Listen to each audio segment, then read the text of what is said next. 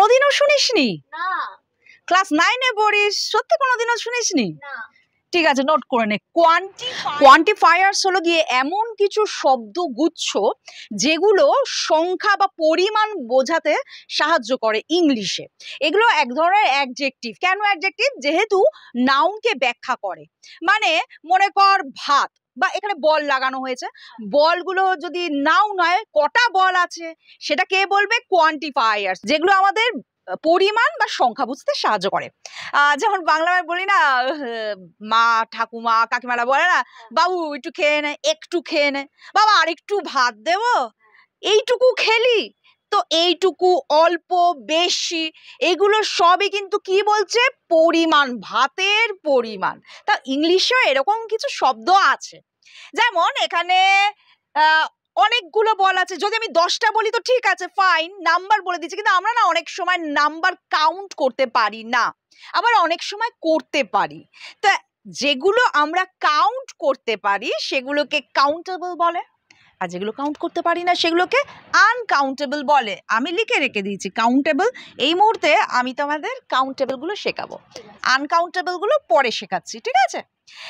সত্যি কথা বলতে কাউন্টেবল আনকাউন্টেবলটা বুঝতে হয়। মনে করো অনেকটা আটা রয়েছে, আটা তো আমরা কোনোদিনই আটা ময়দা কাউন্ট করতে পারবো না। আবার ইমোশন, সেগুলোও কিন্তু আমরা কাউন্ট করতে পারবো না, কিন্তু আমরা ওগুলোতেও পরিমাণ বোঝাই, ঠিক আছে? তো যে কোনো পরিমাণ বোঝালেই আমরা এই কোয়ান্টিফায়ার্সগুলো ব্যবহার করি। প্রথমেই আমি কাউন্টেবলে যাচ্ছি, ঠিক আছে? এবার দেখো আমাদের অনেকগুলো, আমি বলতে চাইছি আমাদের অনেকগুলো বল আছে। কি লিখলাম? আছে, আই হ্যাভ মেনি বলস। কিন্তু এইটাকে যদি আমরা ঝুড়ি মনে করি, এখানে কি একটাও বল আছে? না। তখন আমরা বলবো নান। কি লিখলাম? নান অফ দ্য বলস, ঠিক আছে? শুরুটা আমরা করলাম নাম দিয়ে। এবার মনে করো আমি একটা বল এখানে রাখলাম, কি লিখবো? পড়ে গেল, 1 লিখবো, ঠিক আছে? নোট করে নাও। নিয়ে আয় তো, কুড়িয়ে নিয়ে আয়, একটা বল, সুতরাং আমি লিখবো 1 অফ দ্য বলস। আমরা কিন্তু কখনোই বল লিখবো না, কারণ আমাদের এতগুলোর মধ্যে একটা বল আমি ঝুড়িতে রাখলাম, সেটা বোঝানোর জন্য আমি বলবো 1 অফ দ্য বলস। এবার মনে করো তুমি দুটো বল রাখলে, ঠিক আছে?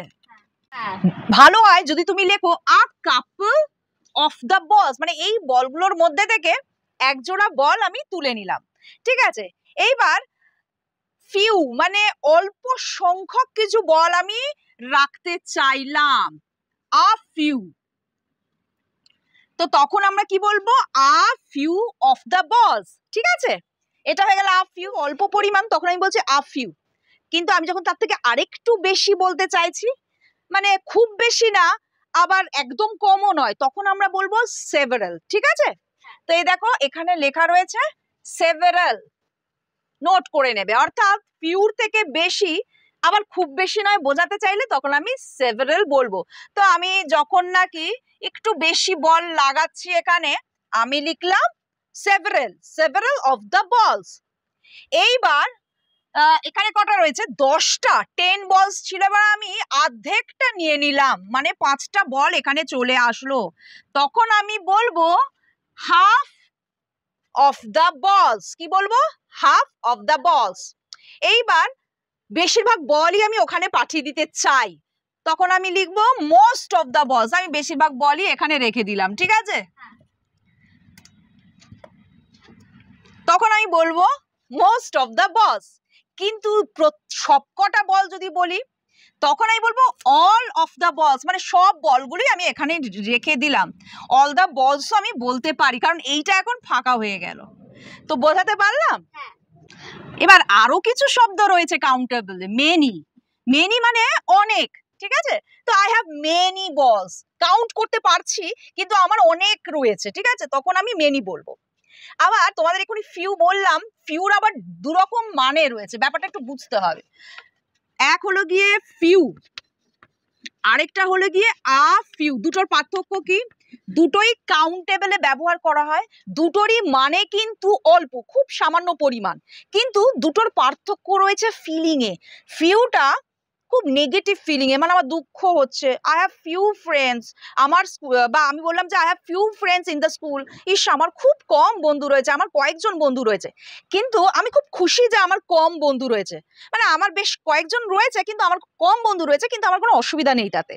পজিটিভ সেন্সে আমি যখন বলবো তখন আমি বলবো a few friends in the school, বা I have a few friends in my school. যেমন আমরা বললাম আই হ্যাভ আ ফিউ বল, ঠিক আছে, কারণ কি আই হ্যাভ আ ফিউ বলস কেন বললাম, কারণ আমার এই কটা বল আছে, আমি খুশি, বুঝেছো তো? তো দুটোরই মানে কিন্তু কম, একটা পজিটিভ সেন্সে আর একটা নেগেটিভ সেন্সে। বলটা তোল রে। এবার কোয়ান্টিফায়ার্স যখন আনকাউন্টেবল হয়, অর্থাৎ যেগুলো আমরা গুনতে পারি না। এবার তোমাকে যদি আমি বলি যে নুনটা গোনো, পারবে নুন গুনতে? জল, বালি, তো এরকম যে শব্দগুলো আমরা তখন কি বলি, অল্প আছে, বেশি আছে, এইভাবে বাংলায় বলি, সেরকম ইংলিশেও বলা যায়। তো চলো একটু দেখে নি, ফিউ আ ফিউ হয় ঠিক সেরকম এখানেও লিটল আ লিটল হয়, ঠিক আছে, দুটোর মানেটা ওই একই রকম। লিটল মানে অল্প, আ লিটল মানেও অল্প, কিন্তু লিটলে নেগেটিভ ফিলিং, মানে আমার যেমন এখানে যেমন বলা হয়েছে, লিখেছি একটা তোমাদের জন্য, there is little sugar left in a jar, অর্থাৎ ওই জারের মধ্যে খুব অল্প সুগার রয়েছে, মানে আমার মনটা খারাপ হয়ে গেল, এইটুকু সুগার রয়েছে, ঠিক আছে। আবার আ লিটল, আমি মনে করো স্যুপ বানাচ্ছি, তখন তোমাকে বললাম add a little sugar in the soup, taste করে দেখলাম যে মিষ্টিটা কম হয়েছে, তখন বললাম একটু অ্যাড করো তো, তখন আমি বলবো যে আ লিটল সুগার, দেখো এখানে লেখা রয়েছে, নোট করে নেবে তোমরা, ঠিক আছে। ঠিক সেরকম লটস অফ বা আ লট অফ, মানে এগুলো ব্যবহার করা যায়, এক এক করে তোমাদের কিন্তু শিখে নিতে হবে। মাছ, মাছ মানে কি, অনেকটা, তা আমরা বলতে পারি যে there is a much water in the pond, মানে এই পুকুরে বেশ অনেকটা জল হয়ে গেছে, বৃষ্টির জল জমে, এরকম আমরা বলি না, তো সেরকম। আবার কিছু শব্দ আছে যেগুলো কাউন্টেবলও ব্যবহার করা যায়, আবার আনকাউন্টেবলও ব্যবহার করা যায়, যেমন সাম, আই হ্যাভ সাম ফ্রেন্ডস, বন্ধু তো আমি গুনতে পারবো, কিন্তু আমরা কি বলবো, আই হ্যাভ সাম ফ্রেন্ডস বলতেই পারি। আবার দেয়ার ইজ, দে তো দেখি একটু আমার বোতলটা, there is some water in the bottle, তো সেই বোতলে অল্প একটু জল রয়েছে, অল্প করে জল রয়েছে, তো তখন এই সামটা ব্যবহার করতে পারি। এনি, এনিটাকেও ঠিক সেরকম, এনিটাও এইভাবেই কাউন্টেবলও ব্যবহার করা যায়, আনকাউন্টেবলও ব্যবহার করা যায়। ফর এক্সাম্পল, মনে করো আই হ্যাভ আ কোয়েশ্চেন, আমি তোমাকে জিজ্ঞেস করলাম তোমার কি মনে কোনো প্রশ্ন আছে, do you have any question, তখন তুমি কি বলবে যে তোমার হয়তো একটা কোয়েশ্চেন আছে কি দুটো কোয়েশ্চেন আছে, অর্থাৎ কাউন্ট করা যাচ্ছে, ঠিক আছে।